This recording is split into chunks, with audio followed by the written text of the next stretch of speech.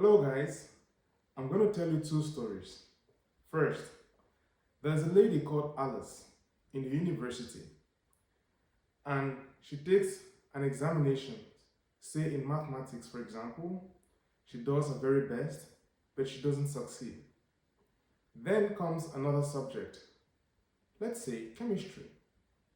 She still does her very best, puts in all her efforts in her studies, and still doesn't succeed. And then there's a third examination that comes up, let's say biology. And for this examination, she feels very discouraged because she has tried doing her best in the two previous ones to no avail. So for the biology exams, she actually doesn't even do anything. She doesn't even care to go and take the exams. She just gives up. But then, after the examinations in biology, she realizes, after looking up the questions, that the exam was actually pretty easy. Had she taken these examinations, she most likely would have passed. Can anyone relate to this? Second story. There is an elephant, and this elephant is tied to a pole, just a little pole, by a rope. And then a passerby notices that a very large elephant is tied on one leg to a stick with a rope. And he's wondering, he asks the owner of this elephant, why this elephant doesn't break free.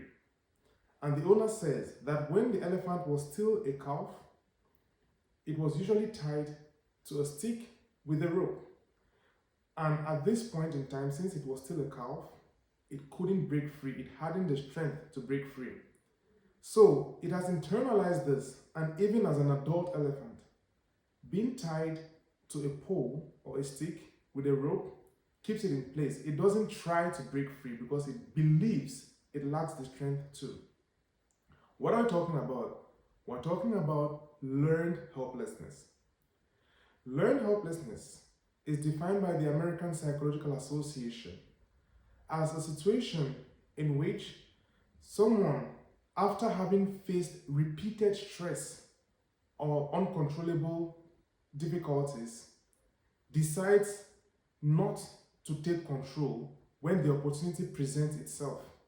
So after having failed a lot of times, the person just lacks the motivation, even when the person has the opportunity to change the situation, to actually do this, because the person has learned to be helpless. The person has learned that they can't do anything, they cannot change their situation.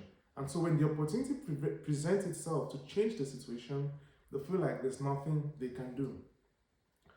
And this is a situation with learned helplessness. So it's a form of just giving up, losing motivation, because one feels like they cannot achieve this.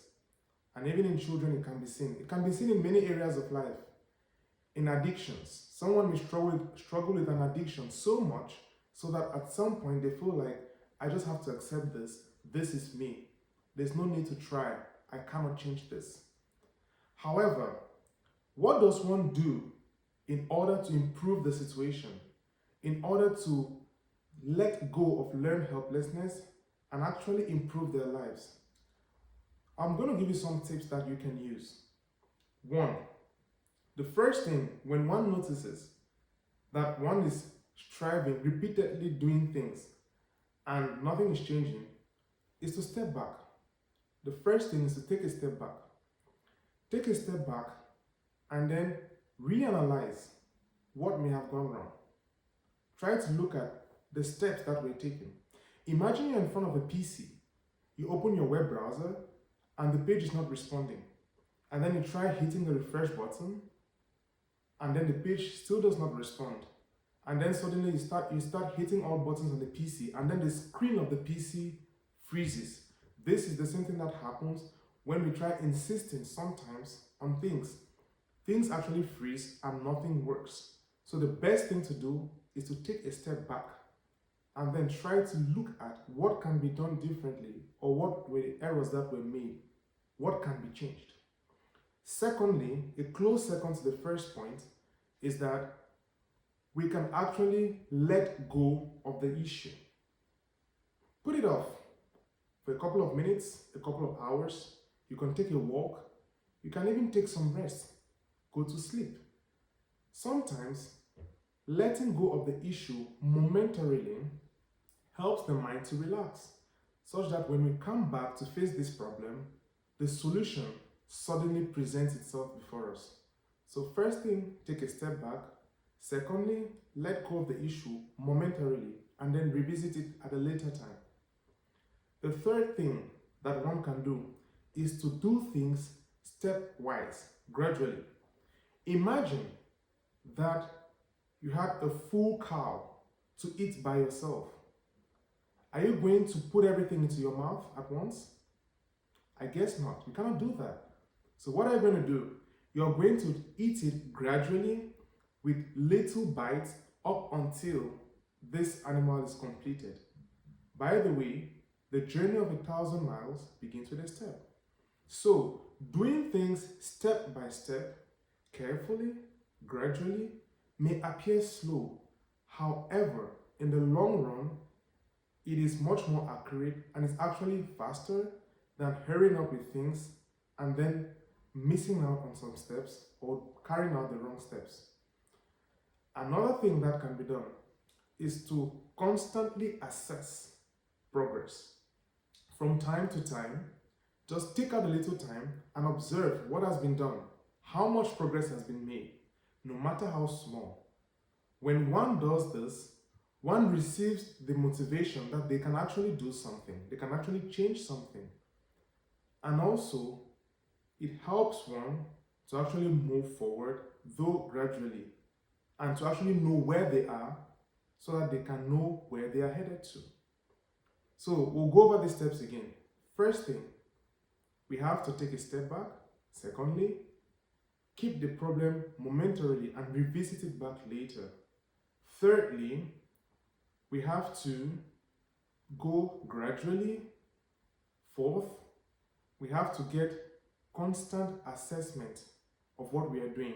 And then lastly, but not the least, we have to try to view things from another perspective. We should not view ourselves as failures because we have met setbacks.